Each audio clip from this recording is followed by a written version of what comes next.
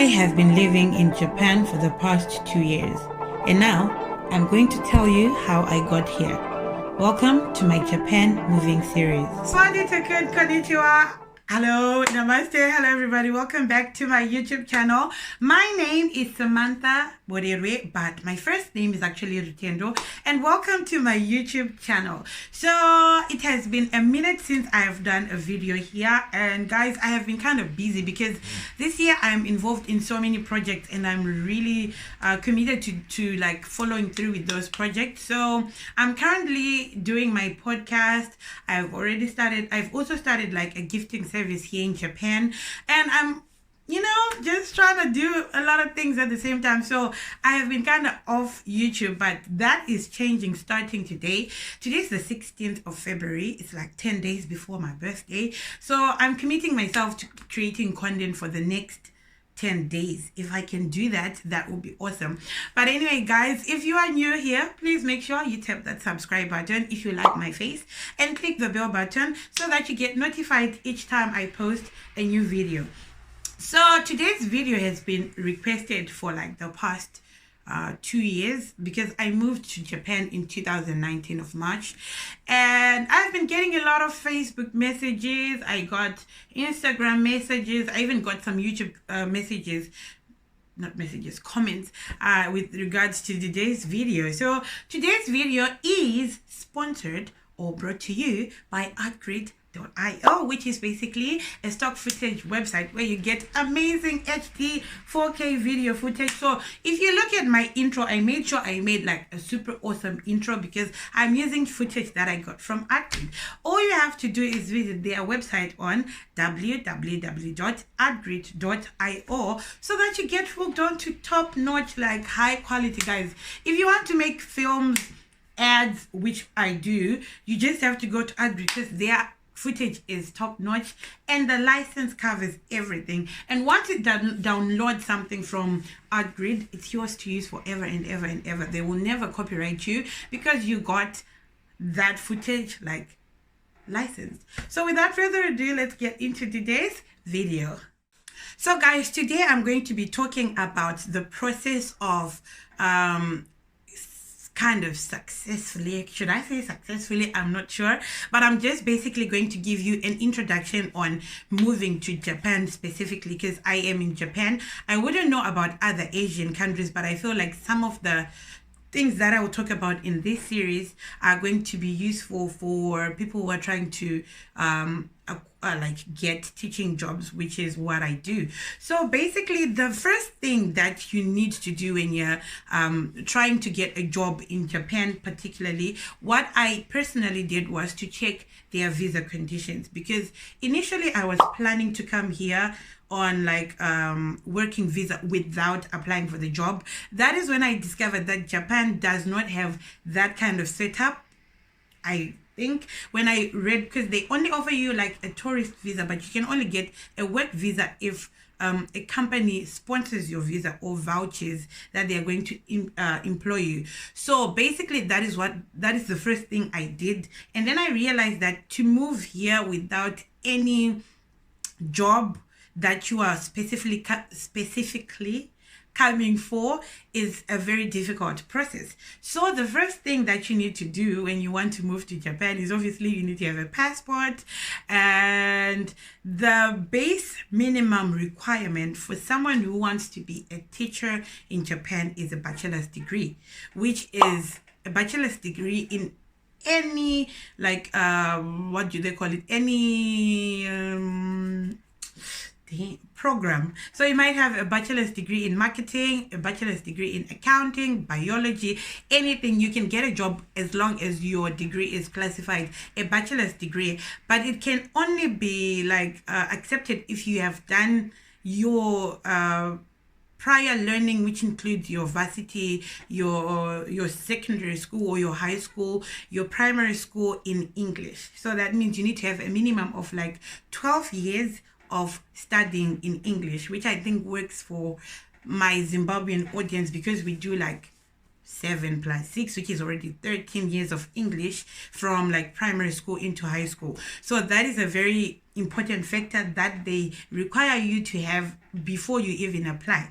So basically, when you do that, when you are trying to get a job in Japan, I recommend using the website called gaijinport.com. That is how I managed to get my job. The website looks like this, and you need to create a profile. That is how I got my job in particular, because I could have just applied directly, but I created a profile on the website where you enter information like your name, your age, your sex, your education, your qualifications, and how much you are looking to receive in terms of salary. So you can just pick a lower like tire figure, it's up to you. But for me, I was not sure of what figure to pick, so I just went a bit higher, and I think it worked in my advantage to some extent. So when you create that profile, when you're applying for the jobs, it's easier to apply because it's like you have a CV on the website, which makes it easier because you just say apply. You click apply every time you're applying using the website. And also sometimes when jobs come out, companies go through profiles that are on the website. So sometimes you get invites to do an interview with the company, which is what happened to me. The company that I work for invited me through by looking through my profile, and the process was fairly easy, and it didn't take too much time, which is a video for another day. But basically the website I'm recommending is Gaijin Port. There's also another website, I think it's called Jobs in Japan. I will correct that when I put the caption, the text here, but it's a very good website too, because most teaching companies in Japan tend to submit their job opportunities on these websites. So you have to be very internet savvy when you are trying to apply for a job in Japan.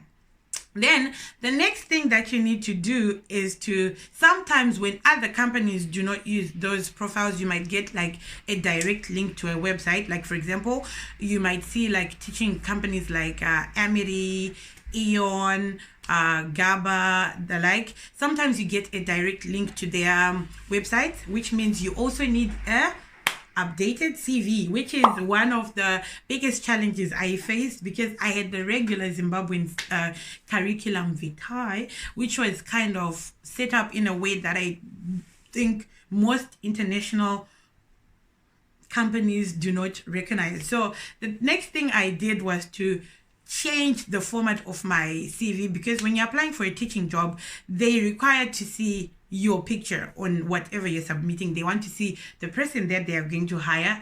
I don't know if that plays into if they're going to pick you or not, but that is very, very important. So you need to change your CV, which is something I'm going to do in a later video, because I've got templates that I will link people so that you can like use it. Because the biggest thing when you're applying overseas is they do not do big like long pages. One page of a resume is enough most of the time. That is how it worked for me.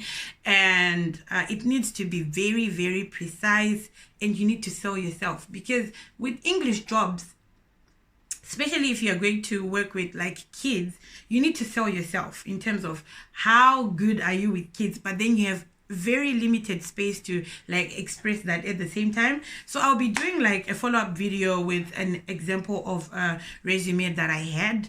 And then the next thing you need to know is when you're trying to move to Japan, you have to be prepared to have a substantial amount of money for when you move, because most companies in Japan work on a payment in arrears system. So for example, I moved to Japan in March, and I worked through March and April without a salary. I only received my March salary in April, and then my April salary would come the following month. So you will have 1 month without salary, then your previous month's salary comes the next month, which is very, very important, because Japan is a very expensive country. Trust me.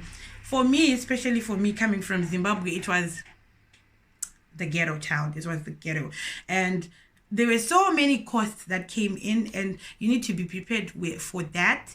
There is also, what can I say? Maybe you need to start learning a bit of Japanese, but that is something that you need to start preparing for when you finally get a job. So for today's video, I gave you like a base of what the process of applying to come to Japan involves. So the next steps include the company getting back in touch with you, and then you do a series of interviews, which are usually via Skype, and they also require you to do a demo, which I will also explain in the following videos. But thank you so much for hanging out with me. If you have any questions about this particular series, you can put them down in the comment section, but please don't leave my video before giving it a big thumbs up. Thank you so much for hanging out with me. Until next time, I love you. Bye.